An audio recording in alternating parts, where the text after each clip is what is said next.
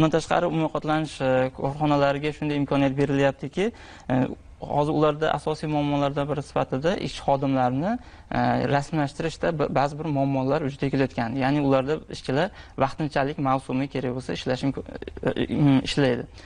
Shu sababli ularga ushbu ba'zi bir xodimlarni o'sha vaqtni o'zida soddalashtirilgan tartibda mehnat organlarining mobil ilovasi orqali o'sha vaqtni o'zida, demak, mehnat xodimlarini rasmiylashtirish va ularga ish haqi to'lash imkoniyatlari yaratilyapti.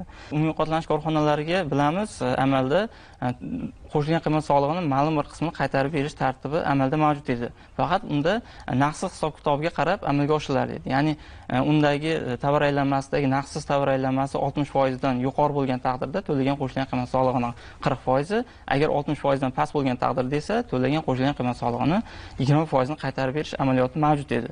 Albatta bu tadbirkorlik subyektlari tomonidan naqd pul tushumlarini o'z bank hisob raqamlariga topshirmaslik holatlariga ham olib keldi.